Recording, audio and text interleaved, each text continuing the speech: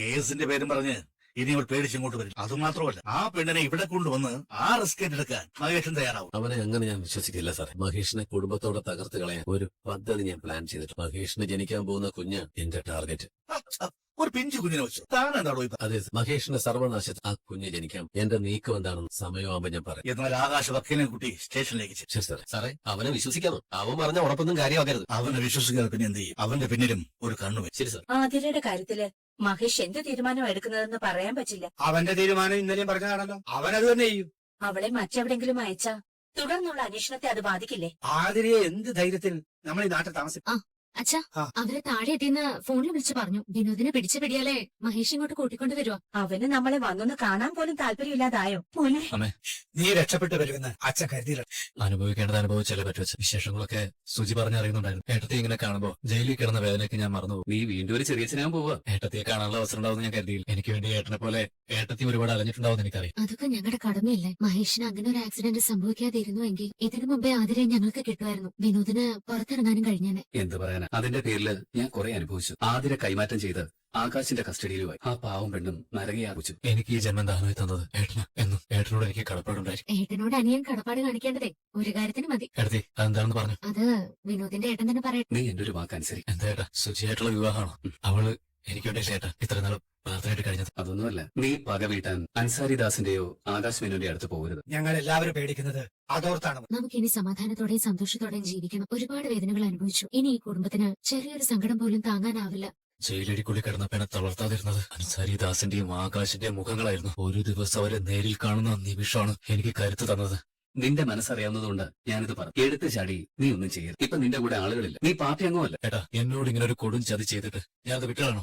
ഏട്ടാ, പിന്നെ എന്തിനാ എന്നെ പുറത്തിറക്കാൻ വന്നത്? വിട്ടുകളയാൻ ഞാൻ പറയും. പക്ഷെ ഇനിയുള്ള ഓരോ ചുവടുകളും ആളെന്ന് കുറിച്ച് അൻസാരിദാസിന്റെ കാൽ ചുവട്ടിലെ മണ്ണ് മാന്തി അയാളെ കുഴിയിലും. അതിനുള്ള അവസരം വരും. പിന്നെ ആകാശ്, അവനുള്ള പണിയും നമ്മുടെ കയ്യിൽ വരും. പതിയിരുന്ന് മതി. ഇനി കണക്കുകൾ ബാക്കി വെക്കാനുള്ളതല്ല, അത് തീർക്കാനുള്ള. കാത്തിരിക്കും. നീ അതിന് തയ്യാറാവണം. വല നെയ്ത് കാത്തിരിക്കുന്ന ഒരു ചിരന്തിയെ ഓർമ്മയുണ്ടായാൽ മതി. ഇനി മധുരം കഴിച്ചിട്ട് മതി സംസാരം. അതെ മക്കളെ, നമ്മുടെ വീട്ടിൽ സന്തോഷം തിരിച്ചു വന്ന ദിവസമാണ്. അതെ. അയ്യേ, കരയല്ലേ? ഒന്ന് അങ്ങോട്ട് പോയാലോ? മനസ്സ് പിടിച്ചിട്ട് നിൽക്കുന്നില്ല. അത് വേണ്ട. വിനോദിനെ കാണാനായിട്ട് ഓടി വന്നതാണെന്ന് പറഞ്ഞ് എല്ലാവരും കളിയാക്കും. അത് മാത്രമല്ല, പരസ്പരം സംസാരിക്കാനും പറ്റില്ല. വിനോദ് ഇങ്ങോട്ട് വരില്ല എന്നുള്ള കാര്യം ഉറപ്പാ. എല്ലാരും കണ്ട ശേഷം തിരിച്ചു പോകുന്ന ഉറപ്പാ. ഇഷിതേച്ചിക്കെങ്കിലും അറിയില്ലേ എന്റെ മനസ്സിന്റെ പിടച്ചില്?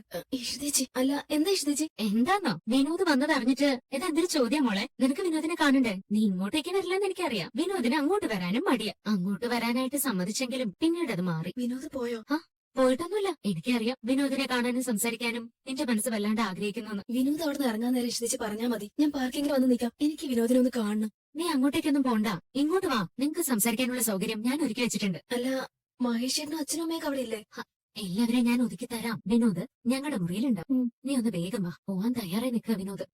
ഞാൻ വരാം. അങ്ങോട്ട് ചെല്ലുമ്പോ ഹാളിൽ ആരും ഉണ്ടാവാതിരുന്നാ മതിയായിരുന്നു. ഞാൻ പുറത്തു വരില്ലെന്ന് കരുതിയില്ല. ഒരിക്കലും ഞാനങ്ങനെ കരുതിയിട്ടില്ല. ജീവിതകാലം മുഴുവനും ജയിലിലിടാൻ ആർക്കും പറ്റില്ലല്ലോ. നേരത്തെ വന്നതിന്റെ സന്തോഷത്തില ഞാൻ. സത്യം ജയിക്കുമെന്ന് പറയാറില്ല. സത്യം ജയിച്ചു. എന്നെ കാണാൻ വരാതെ പോകാനായിരുന്നല്ലോ തീരുമാനം. ഞാൻ ജയിലിൽ നിന്ന് നേരെ കോടതിയിലേക്ക്, അവിടുന്ന് ഇതായിപ്പോ വീട്ടിലേക്ക് വന്നു. സത്യത്തിൽ എന്റെ ഈ മാനസികാവസ്ഥയിൽ ഇങ്ങോട്ട് വരാനും ഞാൻ ആഗ്രഹിച്ചതല്ല. 2 ദിവസം കഴിഞ്ഞ് മൈൻഡൊക്കെ ഒന്ന് സെറ്റ് ആയിട്ട് വരാമെന്ന് കരുതിയത്. മഹേഷ് ഏട്ടന്റെ മുമ്പിൽ വല്ലതും നടക്കും. വിനോദിനൊന്ന് കാണാൻ എല്ലാരും കാത്തിരുന്നല്ലേ. വിനോദിന് പിന്നെ അങ്ങനെയുള്ള ചിന്തകളൊന്നും ഇല്ല. എന്നോട് വേറെ ആളെ നോക്കി പോകാൻ പറഞ്ഞ ആളല്ലേ. ഞാൻ അതൊന്നും മറക്കില്ല. അത് കേട്ട് ഞാൻ മറ്റൊരാളെ കെട്ടിപ്പോയിരുന്നെങ്കിലോ? എന്ത് സംഭവിക്കാന്? എന്റെ നഷ്ടങ്ങളുടെ കൂട്ടത്തിൽ നിന്നെ ഞാൻ വരവേക്കും. നഷ്ടങ്ങളോർത്ത് ജീവിതത്തിൽ ഞാൻ ഇന്നുവരെ വേദനിച്ചിട്ടില്ല. അത് ജീവിതാനുഭവങ്ങൾ കൊണ്ട്. ഒരു കുടുംബത്തിൽ ജീവിക്കുമ്പോഴേ അത്തരം വേദനകൾ ഉണ്ടാവും. പക്ഷെ നിന്റെ നഷ്ടം അത് മരണം വരെ എന്നെ പിന്തുടരുകയാണ്. നിനക്ക് ആ വേദന അറിയാവുന്നതുകൊണ്ട് കാത്തിരിക്കാൻ നിനക്കൊരു മനസ്സുണ്ടായി. വിനോദ് എന്തെങ്കിലും ഒരിക്കലും പുറത്തു വരുമെന്നുള്ളൊരു വിശ്വാസം എനിക്കുണ്ടായിരുന്നു. ഏറിയാല് 5-6 വർഷം. അതിനപ്പുറമൊന്നും ശിക്ഷ വരില്ലല്ലോ. അതിൽ കൂടിയാലും കാത്തിരിക്കാൻ ഞാൻ തയ്യാറായിരുന്നു. എനിക്കത് നിന്നോട് പറയാനുള്ള അർഹതയില്ലായിരുന്നു. ജീവിതത്തിൽ ഒരു പെണ്ണിനോട് ഒരു പുരുഷനും കാത്തിരിക്കാൻ പറയരുത് എന്ന പക്ഷക്കാരനാണ്. പക്ഷെ കാത്തിരിക്കാൻ ഒരു മനസ്സുള്ളത് പെണ്ണിനാണെന്നുള്ള സത്യം മറന്നു പോകരുത്. ഒരാൾ വരുമെന്ന് ഉറപ്പുണ്ടെങ്കിൽ കാത്തിരിപ്പിനോട് സുഖമുള്ള ഒരു അനുഭവം മറ്റൊന്നുമില്ല. അതിനെ തേടിയുള്ള നിന്റെ അലച്ചിലൊക്കെ മഹേഷ് ഏട്ടൻ എന്നോട് പറഞ്ഞിട്ടുണ്ടായിരുന്നു. നീ അത് മറ്റാരെ അറിയിച്ചതുമില്ല. ഈ കാലയളവില് വിനോദിനേക്കാൾ കൂടുതൽ സമയം ഞാൻ മനസ്സിലോർത്തത് ആതിരയുടെ പേരായിരുന്നു. അവളെ എന്റെ ദൈവമായി പോലും ഞാൻ കരുതി. അവൾക്ക് എന്തെങ്കിലും വിലപ്പെട്ട സമ്മാനം കൊടുക്കണം എനിക്ക്. ആ സമ്മാനത്തിന് എന്റെ ജീവിതത്തിന്റെ വില ഉണ്ടാവും. പിന്നെന്താണ് നമ്മുടെ ഫ്യൂച്ചർ പ്ലാൻ? എനിക്കെന്ത് പദ്ധതി? വിനോദിന്റെ തീരുമാനം തന്നെ എന്റേത്. ഏട്ടത്തി നമ്മുടെ വിവാഹത്തിന് വേണ്ടി കാത്തിരിക്കുക. ഏട്ടന് പറയാനുള്ളതും അതാ. എന്നോടും അത് തന്നെയാ പറയുന്നത്. ഏട്ടത്തിയുടെ മാനസിക പ്രയാസങ്ങളൊക്കെ ഏട്ടൻ പറഞ്ഞു. നമ്മുടെ വിവാഹം ഏട്ടത്തിക്ക് വലിയ സന്തോഷമായിരിക്കുമെന്ന് ഏട്ടൻ വിശ്വസിക്കുന്നുണ്ട്. ഇനിയിപ്പോ അതിനൊരു പ്രതീക്ഷയായാലോ? ഇഷ്ടിച്ചിക്ക് പ്രതീക്ഷ കൊടുത്തിരിക്കാനാണ് പോകുന്നത്. ഇനി എന്തിനാ വെച്ച് താമസിപ്പിക്കുന്നത്? ഒരു മുഹൂർത്തം കണ്ടെത്തി ആ ചടങ്ങ് നടത്തിയാ പോരെ. വിനോദ് മഹേഷിനോട് സംസാരിച്ച് ഇളയച്ചനെ വന്ന് കാണാൻ പറഞ്ഞിട്ടേ പോവും. അല്ല, അവര് കാര്യങ്ങൾ തീരുമാനിക്കട്ടെ. ഞാൻ പറയാതെ തന്നെ എല്ലാം ചെയ്യുന്ന ആളല്ലേ ഏട്ടൻ തീരുമാനിക്കട്ടെ. ഇപ്പൊ ഞാൻ പോട്ടെ. എന്നെ വിട്ടുപോകാത്ത കുറെ സുഹൃത്തുക്കൾ എന്നെ കാത്തിരിപ്പുണ്ട്. ഞാൻ തടഞ്ഞു നിർത്തുന്നില്ല. ഒന്ന് കാണാൻ കഴിഞ്ഞ തന്നെ വലിയ ഭാഗ്യം. ഇനി ഒന്ന് കാണാം. അതിന് ഇനി സമയമുണ്ടല്ലോ, ഞാൻ വിളിക്കട്ടോ. രചന പുറത്തു പോയിട്ട് ഇതുവരെയും വന്നില്ലേ? സാധാരണ രചനയില്ലാത്തപ്പോ ആകാശനെ കാണാൻ വരാറുണ്ട്, അതുകൊണ്ട് ചോദിച്ചത്. സുമി എന്താ കരുതിയിരിക്കുന്നത്? ഞാൻ നിന്റെ പിന്നാലെ മണം പിടിച്ച് നടക്കുന്നതാണ്. നിന്റെ നിലയും വിലയും കണ്ടപ്പോ നിന്നോട് ഞാൻ സഹകരിച്ചു, അത്രേ ഉള്ളൂ. ഇപ്പോഴെന്താ എനിക്ക് ആ വില ഇല്ലാതെ പോയോ? നീ അങ്ങനെ ചോദിച്ചാ ഇല്ല എന്നാ ഞാൻ പറയും. നീ ഒരു കുടുംബിനിയുടെ നിലയിലേക്ക് വന്നു. ഞാൻ ഒരു ഫാമിലി മാൻ അല്ല നിന്നോട് പറഞ്ഞത്. ലൈഫ് പൂർണ്ണമായും എൻജോയ് ചെയ്ത് ജീവി, അല്ലാതെ ബന്ധങ്ങളുടെ ചങ്ങലക്കെട്ടിലെ ജീവിതം തീർക്കാനൊന്നും എനിക്ക് താല്പര്യമില്ല. മറിച്ച് ചിന്തിക്കുന്ന ഒരാളോട് കൂടുതലായി എന്ത് പറയാനാ? ആകാശിന് നല്ലൊരു തിരിച്ചടി കിട്ടിയ കാര്യം പറഞ്ഞു തുടങ്ങുമായിരുന്നു. തിരിച്ചടിയോ? എന്താ ആകാശ്? അത് നീ തന്നെ നിന്റെ വിശ്വസ്തയായ കൂട്ടുകാരോട് ചോദിക്കും. വിനോദിനെ മറന്നിട്ടില്ലല്ലോ. മഹേഷിനോടുള്ള പ്രതികാരം തീർക്കാൻ വിവാഹ തലേന്നാൾ രാത്രി വിനോദിന് ഒരു പെണ്ണ് കേസിൽ കുടുക്കി ആകാശും ഒരു മിനിസ്റ്ററും കൂടി അകത്താക്കിയില്ലേ? ഒരു പെണ്ണിന്റെ ഒറ്റ മൊഴിയില് സിഎം വരെ ആകേണ്ടിയിരുന്ന വിനോദിന്റെ രാഷ്ട്രീയ ജീവിതമാ പൊലിഞ്ഞു പോയത്. ഓ, അവൻ ജാമ്യത്തിൽ ഇറങ്ങിയതാണോ വലിയ സംഭവമായിട്ട് പറഞ്ഞു വരുന്നത്? വിനോദ് ജാമ്യത്തിൽ ഇറങ്ങിയോ? ജാമ്യത്തിൽ ഇറങ്ങിയതല്ല, അയാളെ കോടതി വെറുതെ വിട്ടതാ. മൊഴി കൊടുത്ത പെൺകുട്ടിയെ ആകാശിന്റെ ആളുകള് ഒളിവില് പാർപ്പിച്ച് വരികയായിരുന്നു. മഹേഷ് മണം പിടിപ്പിച്ച് അവിടെ എത്തി. ആകാശിന്റെ ഗുണ്ടകളെ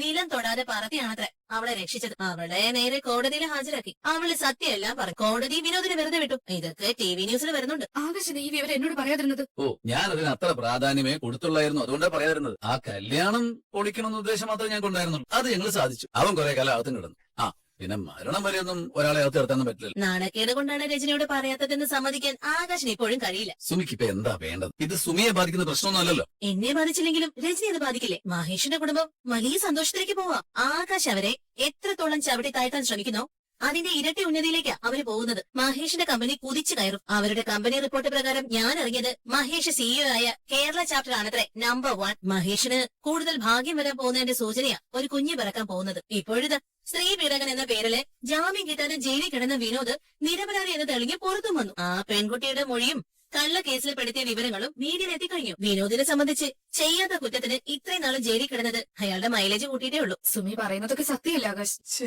അവൻ എന്ത് മൈലേജ് വരുന്ന നീ പറയുന്നു? ഡൽഹിയിൽ അവന്റെ ഹോൾഡൊക്കെ പോയി. ആ പെണ്ണിന് കാശ് കൊടുത്ത് മൊഴി മാറ്റി പറയിച്ചാണെന്നുള്ള മറുതന്ത്രം ഉണ്ടാക്കാൻ അൻസാരിദാസിന് അറിയാം. അതും ജനം വിഴുങ്ങും.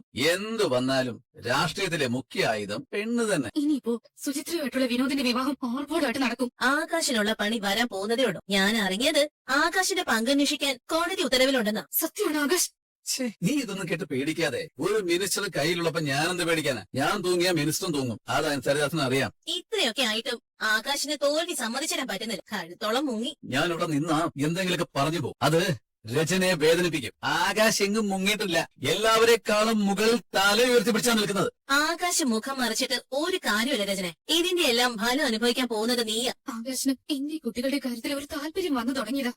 അതിനിടയിലാ ഈ ദുരന്തം വന്നു കൂടിയത്. എന്തൊക്കെ രാഷ്ട്രീയ സ്വാധീനം ഉണ്ടെങ്കിലും കോടതി ഉത്തരവിനെ മറികടക്കാൻ ആർക്കും കഴിയില്ല. ഒരു അന്വേഷണം വന്നാ ആകാശ് കൊടുങ്ങും. ഇല്ല, ആകാശിന്റെ രോമത്തിൽ പോലും ആരും തൊടില്ല. ഈ പറഞ്ഞത് ആകാശിന് ഫീൽ ചെയ്തിട്ടുണ്ട്. നിന്നെ ഓർത്തല്ല ഞാൻ സംസാരിച്ചത്.